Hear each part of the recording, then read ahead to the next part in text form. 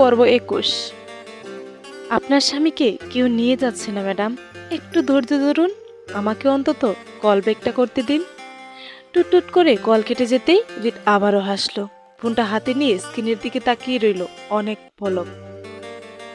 সময় নিয়ে আস্তে ধীরে কল দিল মায়াকে। ওপাশ থেকে মায়াও বেশ সময় নিয়ে কলটা রিসিভ করলো। বোঝাই যাচ্ছে তখনকার রিতের কথাই লজ্জা পেয়েছে বেশ। সময় নিয়ে কলটা রিসিভ করে মায়া প্রথমে সুন্দর করে সালাম দিল রিতকে। আসসালামু আলাইকুম। রিত সালামের উত্তর দিয়ে বলল, ওয়ালাইকুম আসসালাম। ভালো আছেন? জি আছি। আপনি? জি ভালো। তারপর তারপর দুজনেই চুপ। রিত ইচ্ছাকৃতভাবে চুপ। মায়া কি বলে সেটা শুনতে চাই। জড়তায় মায়া নিজের কথাগুলো গুলিয়ে ফেলে নিশ্চুপ হয়ে বসে থাকলো। শুধু কোথা থেকে শুরু করবে বুঝতে পারলো না এক মুহূর্তের জন্য। অন্ধকার বারান্দায় বসে কুলের উপর খালি হাত কসলালো মায়া। কি বলবে সেটা ভাবতেই হৃদের গলা যেন শোনা গেল তক্ষুনি। হৃদ বলল, কি ম্যাডাম, কথা শেষ আপনার? জড়তায় মায়া আমতা আমতা করে কানের পিছনে চুল গুজে দিদিতে লাজুক কণ্ঠে বলল, না আসলে আমার না কেমন কেমন জানি লাগছে, ভয়ে হাত পা ঠান্ডা হয়ে যাচ্ছে। উফ, তাহলে তো কঠিন সমস্যা ম্যাডামের। আমি কি ফোন রেখে দেব? তাড়াহুড়োই মুখ খুলল তক্ষুনি মায়া।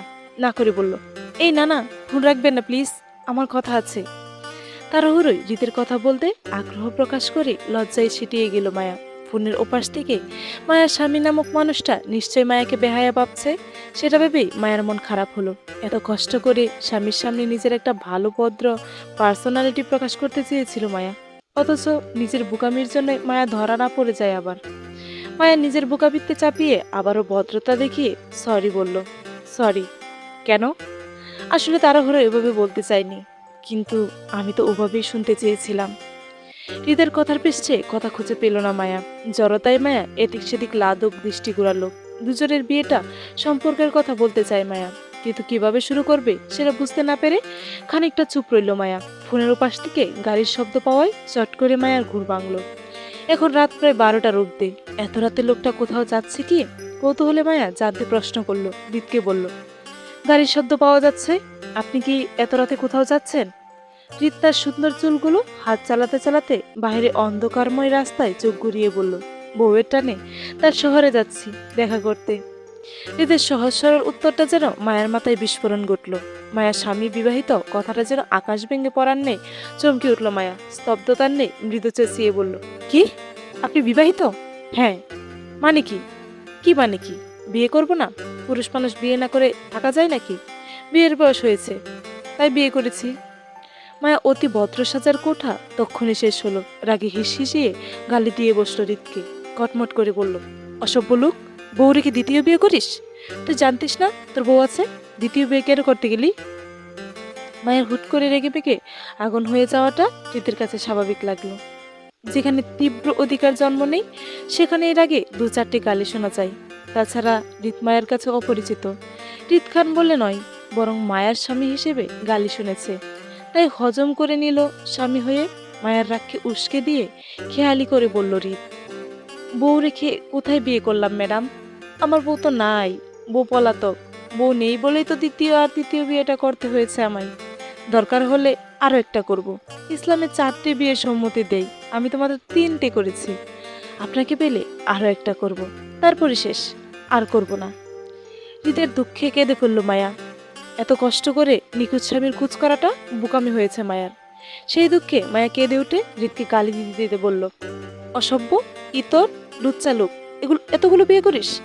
তোর মতন জামাই আমার দরকার নাই, আমি তোর তালাক দেব। খবরদার যদি কখনো আমার সামনে পড়িস তাহলে তোর হাত পা ভেঙে ধরিয়ে দেব। বউয়ের হাতে মায়ের খাওয়ার জন্য হলেও এই বান্দা অবশ্যই হাজির হবে ম্যাডাম। টুট টুট। হৃদের কথা শুনল না মায়া। রাগে দুঃখে ঝরঝরিয়ে কেঁদে উঠল বারান্দার ফ্লোরে আছড়ে পড়ে। মায়া সত্যিই বিশ্বাস করতে পারেনি ওর স্বামী আবারও বিয়ে করে নেবে। মায়ের স্বামীকে ঘিরে ভালোবাসাটা ঝরা পাতার মতো খসে গেল মনে। ভালোবাসাটা ভুল মানুষের প্রতি হয়। কান্নার বাদ বাংলো মায়ার। ঘুমড়ে ওঠা কণ্ঠে ফুপিয়ে ফুপিয়ে কাঁদলো বাকিটা রাত। হৃদ বেশ ফুরফুরে মেজাজে ফোনটা পাশে রাখলো। সে জানে এখন তার বউ কাঁদবে স্বামীর বিরহে।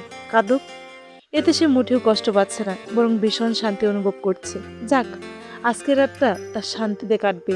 সামান্য বিয়ে হয়, মিথ্যে সংবাদ দিয়ে বউ তার কতটা খেপলো হৃদের উপর। শেষ পর্যন্ত গালিও দিল, ভবিষ্যতে পা ভেঙে ফেলে হুমকি পর্যন্ত দিল। যদি কখনো এই মেয়ে জানতে পারে হৃদি তার স্বামী, আল্লাহ জানে তখন কি করে। হৃদের হুট করে খুব চিন্তা হলো, জানতে বউ তার গোপন পরিচয় পেলে কি করবে।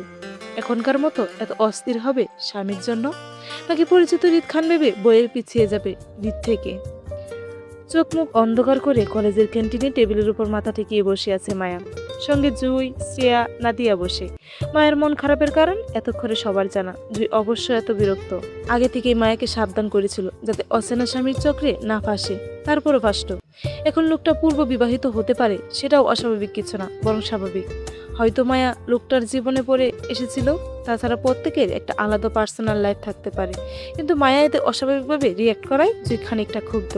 কোনোভাবে আরিফের কানে মায়ের কর্মকাণ্ডগুলো পৌঁছালে ওদের দুজনকেই মার খেতে হবে। তাছাড়া মন মরা মায়া আজ ঠিকঠাক পরীক্ষাটাও দিয়েছে কিনা কে জানে। রেজাল্ট খারাপ হলে পরিবারের সবার কানে চলে যাবে বিষয়টা, তখন আর রক্ষা নেই দুজনের। কিছুক্ষণ আগে পরীক্ষা শেষ করে ওরা সবাই কলেজের ক্যান্টিনে এসে বসেছিল। মায়া তখন থেকে নিশ্চুপ হয়ে বসে, রাতে যে কয়টা সময় ধরে কেঁদেছিল সেটাও চোখ মুখ খুলে আছে। শ্রেয়া মায়াকে দেখে বেশ আফসোস করে বলল, মায়ু থাক, কষ্ট পাস না বোন, লোকটা তোর ভালোবাসার যোগ্যই না, তুই আরো ভালো কাউকে রিজার্ভ করিস। আসলে ওই বোধ লোকটা কপালে খারাপ, এত সুন্দরী বউকে না দেখে রিজেক্ট করলো। আহারে, আমার তো লোকটার জন্য কষ্ট লাগছে। এত সুন্দরী বউ তার ভালোবাসা কিভাবে পায়ে ঠেললো। আচ্ছা, এখন কি করবি? লোকটা তো বিবাহিত, সংসার করার তো কোনো চান্স নেই। তাহলে? শ্রেয়ার কথার পৃষ্ঠে জুই বলল, সংসার কি করবে? আমি তো প্রথম থেকেই বলছি লোকটা খারাপ হতে পারে। শুনলো না আমার কথা, মন দিয়ে বসলো। এখন স্বামীর বিয়ের কথা শুনে দেবদাসী হচ্ছে। কোথাকার কোন লোক এখনো ঠিকঠাক পরিচয় জানে না, অথচ বদ্ধ স্বামীর জন্য সারা রাত কেঁদে কুটে সকালে পরীক্ষা খারাপ দিল। আমার তো ইচ্ছে করছে আরিফ ভাইয়ের কাছে ওর নামে বিচার দিতে। পাশ থেকে নাদিয়া বলল, আচ্ছা জুই থাক না, বেচারি তো কষ্টে আছে, তুই আর কষ্ট বাড়িয়ে দিস না। আচ্ছা জুই শোন না, লোকটা যদি সত্যি সত্যি বিয়ে করে নেয় তাহলে তো ওদের অবশ্য বিষয়টা টেনে বড় না করে উল্টো পরিবারের বড়দের জানিয়ে বিষয়টা মিটমাট করে নেওয়া উচিত। বিয়ের ব্যাপার স্যাপার হালকাভাবে নেওয়া ঠিক হবে না। বিয়েটা অ্যাক্সিডেন্টলি হলেও ডিভোর্স কিন্তু অ্যাক্সিডেন্টলি হয় না, অনেক আইন কানুন মেনে করতে হয়, ঝামেলা আছে। বুঝতে পারছিস ব্যাপারটা সহজ হবে না। জুই কিছু বলবে তার আগে মায়া দাঁড়াম করে উঠে বসলো। এতক্ষণে দুঃখ গুছানো মুখটা হুট করে শক্ত করে বলল, আমি এত কিছু জানি না, বুঝি না, বুঝতে চাইও না। আমি ওই লোকটাকে বিয়ে করেছি, সে ভালো হোক কিংবা খারাপ এতে সহজে আমি ছেড়ে দেব না। অন্তত তার সাথে একবার হলেও মুখোমুখি হতে চাই আমি। তারপর কি হবে তখন এটা তখন দেখা যাবে। আমি প্রেম করে ব্রেকআপ করতে বসিনি, বিয়ে করেছি। এতগুলা দিন লোকটাকে না দেখে না জেনে ভালোবেসে এসেছি। আমার ভালোবাসা আমার দায়িত্ব, এতে সহজে হার মেনে নেওয়া ছেড়ে দেব না। অন্তত শেষ চেষ্টা অবশ্যই করব।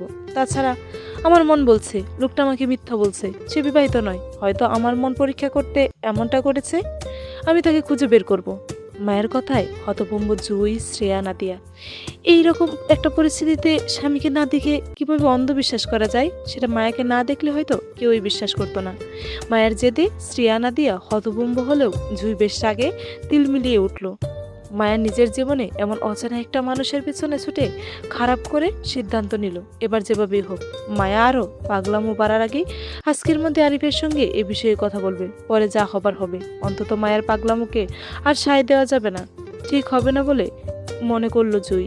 জুইয়ের ভাবনার চিত্রের মধ্যেই সে আহাজারি করতে করতে বলে উঠল, মায়ারে, আমি স্পষ্ট দেখতে পাচ্ছি তুই জামাই পাগল মাইয়া হবি। বাপরে, জামাইকে না দেখেই এত ভালোবাসা যার, তোরে তো না দেখলে আমি বিশ্বাসই করতে পারতাম না বোন। তাই তো বলি জুই, কেন তোরে নিয়ে এত টেনশন করে সব সময়? ভাইরে ভাই, টেনশন তো একবার আমারও হচ্ছে, তুই আবার ছেখানা খাইয়া বাঁকা হইয়া যাস জামাইয়ের বিরহে। জুইয়ের দিকে এক পলক তাকিয়ে মায়া উঠে দাঁড়ালো, পরীক্ষার ফাইলপত্র গুছিয়ে কলেজ ব্যাগটা কাঁধে নিল। কারোর সাথে কথা বলতে ইচ্ছে করছে না মায়ের। কেউ হয়তো মায়ের কষ্টটা বুঝতে পারছে না, তাই আর কাউকে বোঝানোর চেষ্টা করলো না ও। সোজা গেট ধরে বাসায় চলে যাবে। আজ কোচিং করতে মন চাচ্ছে না। যদি মন ভালো হয় তাহলে বিকেলে কোচিংয়ে যাবে, নয়তো নয়। মায়াকে ব্যাগ নিয়ে উঠতে দেখে শ্রেয়া, নাদিয়া দুজনেই তাড়াহুড়োয় মায়ের পিছন পিছন ছুটলো। কিন্তু জুই গেল না, কারণ ওর ভীষণ মন খারাপ হচ্ছে মায়ের জন্য। মায়ের যে জেদ কোথায় থেকে কোথায় হচ্ছে মায়ার আল্লাহ জানে। সবচেয়ে বড় কথা হলো মায়া জেনে শুনে কেন নিজের ক্ষতি করতে চাইছে সেটাও জুই বুঝতে পারছে না। মায়ের চিন্তায় চিন্তায় জুই বেশ কিছুক্ষণ সেইভাবে টেবিলের উপর কপাল ঠেকিয়ে বসে রইল। হঠাৎ ফোনের ভাইব্রেট শব্দে ঘুর কাটলো। ব্যাগ থেকে ফোনটা হাতে নিতেই দেখলো পরিচিত একটা নাম্বার। মন খারাপগুলো যেন তক্ষণি কোথায় ছুটে পালালো জুইয়ের। লাজুক হেসে ফোন হাতে তুলে সুন্দর করে সালাম দিল। আসসালামু আলাইকুম। ওয়ালাইকুম আসসালাম। আপনি কোথায় জুই? পরীক্ষা শেষ আপনার? জি শেষ। আমি কলেজেই আছি। রাতে কল দিয়েছিলাম জুই, আপনার নাম্বারটা ব্যস্ত ছিল অনেকক্ষণ যাবৎ। আপনি কি রাতে কারোর সাথে কথা বলছিলেন জুই? রাতের ফোন আলাপে মায়া ছিল সেটা বুঝতে সময় লাগলো না জুইয়ের, কিন্তু ফোনের ওপাশে ব্যক্তিটির কাছে মায়াকে ছোট্ট করতে চাইল না, তাই না বলে মিথ্যা বলল। বাসা থেকে ফোন ছিল, কথা বলছিলাম আমরা। ফোনের ওপাশে লোকটা হয়তো বিশ্বাস হলো না জুইয়ের কথা, অনেকটা অবিশ্বাস্য নিয়ে ফের প্রশ্ন করে বলল, এত রাতে বাসা থেকে ফোন? মায়ের পেছন পেছন শ্রেয়া নাদিয়া দুজনে দৌড়ে পাশাপাশি হেঁটে যুগ হলো। শ্রেয়া বেশ উত্তেজনা নিয়েই বলল, আরে মায়া শোন না, ওই লোকটাকে কিভাবে খুঁজবি? কিছু ভেবেছিস? তোদের তো ফোনে কথা হয়, লোকটাকে সরাসরি বলবি তোর সাথে দেখা করতে? মায়া হাঁটতে হাঁটতে হতাশায় উত্তর করলো, না। অদর জন্যে আওড়ালো শ্রেয়া। কেন? কারণ আমি চাই না লোকটা আমাকে কোনোভাবে চিনুক। যদি সে সত্যিই বিয়ে করে ফেলে তাহলে আমি এই জীবন তাকে মুখ দেখাতে দেব না।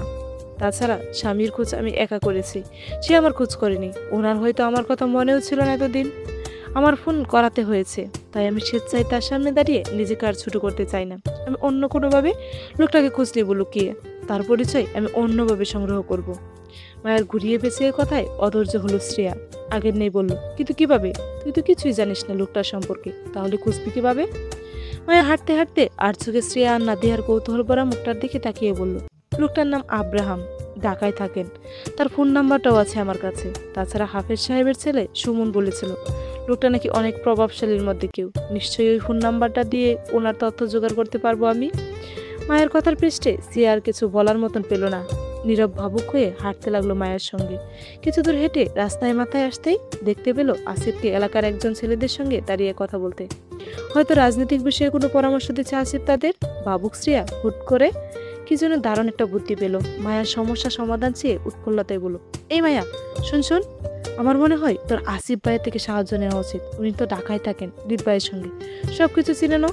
তোর স্বামীর নাম আর নাম্বারটা আসিফ ভাইয়াকে দিলে উনি নিশ্চয়ই তোর স্বামীকে খুঁজে বের করতে পারবে। আমার কি মনে হয় জানিস, তোর স্বামী তো প্রভাবশালীদের মধ্যে কেউ একজন, তাই না? এমনটাও তো হতে পারে আসিফ ভাইয়াদের সাথে তোর স্বামীর পূর্ব পরিচয় আছে। তোর স্বামীর নাম বলাতে আসিফ ভাই চিনে ফেললো। শ্রেয়ার কথায় মায়ের কাছে যুক্তিগত মনে হলো। মানুষ বলে না, বিপদে পড়লে বাঘ মহিষ এক গাঁটে পানি খায়। মায়ের দশাও তেমন হলো। অসহায় মায়া স্বামীর খুঁজে খুঁজে দিশেহারা হয়ে আসিফকে উত্তম মনে হলো সাহায্যের জন্য, কিন্তু হৃদের বয়ে আমতা আমতা করে বলল, আসিফ ভাইয়াকে বললে যদি রিক্সে পড়ে যায়। হৃদ খান লোকটা এমনিতেই আমার অপছন্দ করে, তারপর আবার এখন ওনারা আমাদের নতুন আত্মীয় হয়। যদি কোনোভাবে আমার বিয়ের খবরটা আপুর কানে ফাঁস হয়ে যায় তাহলে বিপদে পড়ে যাব। শ্রেয়া অসম্মতি জানিয়ে বলল, আরে বিষয়টা উল্টোভাবে দেখ, তুই এমনই রিক্সে আছিস, চাইলে তোকে এই বিষয়ে সাহায্য করতে পারবে এমন কেউ নেই। তাছাড়া আমি হৃদ ভাইকে চিনি, উনি রাগী গম্ভীর মানুষ হতে পারে, কিন্তু কারো পার্সোনাল বিষয়ে ওনাকে আমি ইন্টারফেয়ার করতে দেখিনি আজ পর্যন্ত। হৃদ ভাই আমার রিলেটিভ হয়, সে সুবাদে আমি ভালো করে চিনি ভাইয়াকে। হৃদ ভাই তোর পার্সোনাল লাইফে ইন্টারফেয়ার করবে না দেখিস। তাছাড়া আমার শুধু ভাইয়ের কাছে হেল্প চাইবো ব্যাস। তারপর যদি তুই রিস্ক মনে করিস তাহলে আমরা সবাই মিলে হৃদ ভাইয়াকে বুঝিয়ে বলবো তোর সমস্যার কথাটা। হৃদ ভাই অবশ্যই বুঝবে, সাথে তোকে হেল্প করবে দেখিস। চল এবার আসিফ ভাইয়ের সামনে দেখা করতে যাচ্ছে। দেখা যাক, আগে দেখা করি তারপর সাহায্য চাইবো। চল চল। মায়া যান্ত্রিকভাবে মাথা তোলালো। শ্রেয়ার সঙ্গে নিয়ে রাস্তায় মাথায় পর্যন্ত যেতে যেতে বেশ কিছু দামড়া ছেলে পেলে মায়াকে বাবি বাবি বলে সালাম ঠুকলো। বিষণ্ণ মায়া কোনো রকম মাথা দুলিয়ে সালামের উত্তর করে পৌঁছালো আসিফ অব্দি, কিন্তু ভাগ্য খারাপ হওয়ায় সেখানে হৃদের সঙ্গে মায়ার দেখা হয়ে গেল হুট করে। অনাকাঙ্ক্ষিতভাবে হৃদের সঙ্গে মায়ার দেখা হলে মায়া চাচ্ছিল না নিজের সমস্যার কথাটা আসিফকে আর বলতে, যেহেতু সামনে হৃদ আছে তাই। মায়া চলে যেতে চেয়ে শ্রেয়াকে ইঙ্গিত করে খুঁচালো, কিন্তু শ্রেয়া মায়ার ইঙ্গিতটা ভুল বুঝলো। মনে করলো মায়া ওকে সবটা দ্রুত বলার জন্য তাড়া দিচ্ছে খুঁচিয়ে। তাই শ্রেয়া আসিফের হৃদের সাথে ফরফর করে মায়ের নিখোঁজ স্বামীকে খোঁজার জন্য সাহায্য চাইলো। চলবে।